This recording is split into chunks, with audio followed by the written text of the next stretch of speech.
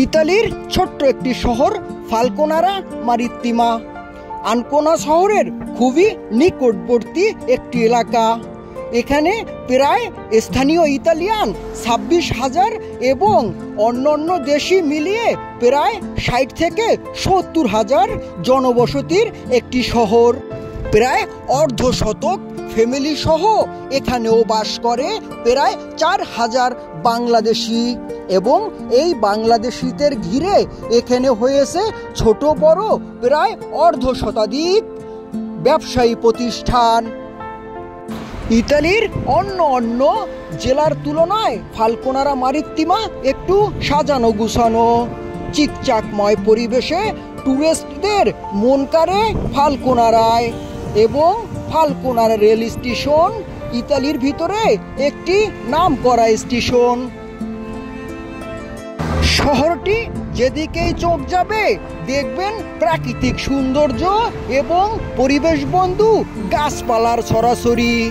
শহরটিকেই গাছপালা দিয়ে সৌন্দর্যর মুকুট বানিয়ে রেখেছে এখানকার প্রশাসন।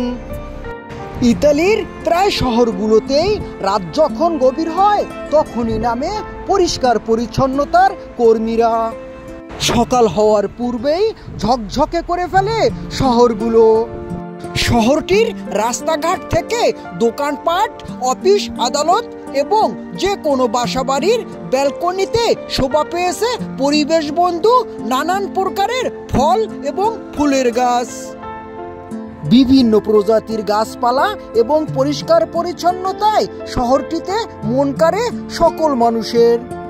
ছোট্ট এই শহর ফালকোনারায়ও রয়েছে বাংলাদেশিদের প্রায় 8 থেকে 10টি মুদির দোকান, এবং এই দোকানগুলোতে মিলছে বাংলাদেশীয় বিভিন্ন ধরনের খাবার।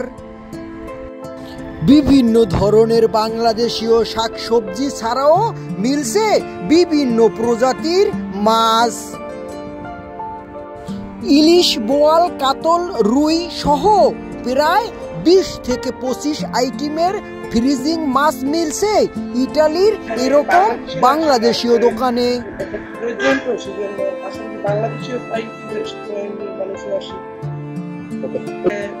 সকাল 10টা থেকে আবার সকাল 10টা বাজে খুলে, তারপরে 1টা বাজে বন্ধ হয়, তারপরে আবার 2টা বাজে খুলে, তারপরে রাতে 9টা বাজে বন্ধ হয়। আজকে আমি ইতালিতে 1.5 বছর যাবো।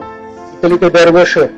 আর ছোট্ট এই ছেলেটি 1.5 বছর আগে পরিবারের সাথে পাড়ি জমিয়েছেন ইতালিতে, এবং পড়ালেখার পাশাপাশি সময় দিচ্ছেন নিজস্ব দোকানে। বছর 5 আগে যেখানে ইতালির নামকরা কয়েকটি শহরে বসবাস করত বাংলাদেশিরা, কেন নয়, তখন বাংলাদেশিদের সংখ্যা ইতালিতে কম ছিল। বর্তমানে 3 লাখের অধিক বাংলাদেশির বসবাস ইতালিতে, এবং ইতালির প্রায় শহর জুড়েই বসতি শুরু করেছে বাংলাদেশিরা। ইতালির প্রায় সকল শহরগুলোতেই মানুষের তৈরি অবকাঠামোগুলো হাজার হাজার বছর আগের, এবং এখনো সেগুলো দেখতে অনেকটা নতুনের চাইতে ভালো। এ সকল অবকাঠামোগুলো দেখলে মনে হবে নতুন করা, কিন্তু বাস্তব সত্যি হচ্ছে এ সকল অবকাঠামোগুলো প্রাচীন কালের, এবং লোকমুখে শোনা যায় ইতালির এ সকল বিল্ডিংগুলো যত পুরনো হবে টুরিস্টদের কাছে ততটাই আকর্ষণীয় হবে। ছোট্ট এই ফালকোনারায় রয়েছে বড় বড় কয়েকটি বিশ্ববিদ্যালয়, এবং পৃথিবীর অনেক দেশ থেকেই স্টুডেন্ট আসে ফালকোনারায় স্থায়ীভাবে যারা বসবাস করেন ইতালিয়ান সহ বাংলাদেশি এবং অন্য দেশিরা, তাদের প্রায় সকলেরই সিজনালি ব্যবসা, কেন নয়, এই সাগর পাড়ের শহর হওয়ার কারণে এখানে শুধুমাত্র সামার সিজনে হাজার হাজার মানুষের আনাগোনা থাকে, এবং শহরটি মেলার মতো প্রায় 6 থেকে 7 মাস চলে। যখনই শীত চলে আসে তখনই টুরিস্টগুলো পাড়ি জমান অন্য দেশে, এবং বাংলাদেশিরাও শীতের সময়ই বেশিরভাগ সফর কাটান বাংলাদেশে।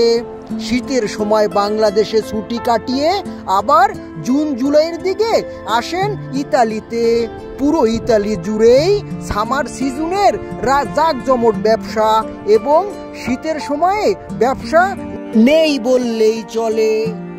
ছোট্ট এই ফাল্কোনারাতেও রয়েছে প্রায় 40 থেকে 50টি বাংলাদেশীয় ফ্যামিলি এবং প্রতিদিন বিকেলেই দেখা যায় বাংলাদেশি ছোট্ট ছোট্ট সোনামণি সহ পরিবার পরিজন নিয়ে ফ্যামিলি ভ্রমণে আসেন বাংলাদেশিরা এবং এ সকল উন্মুক্ত জায়গায় বাচ্চারাও খেলাধুলো করে নিজেরা আনন্দিত হন। শহরটির আইন শৃঙ্খলা এবং সাজানো গুছানো পরিপাটিতে নজর কাড়ে সকলের। ইতালিতে প্রায় সকল ইতালিয়ানদের পছন্দের কুকুর। প্রায় সকল ফ্যামিলিতেই রয়েছে কুকুর এবং এই কুকুর নিয়ে সকাল বিকাল ঘুরতে আসেন ইতালিয়ানরা, যদিও বাংলাদেশিরা এগুলো থেকে বিরত থাকে। মোহাম্মদ রফিক, জনতার আলো, ফাল্কোনারা মারিত্তিমা, ইতালি।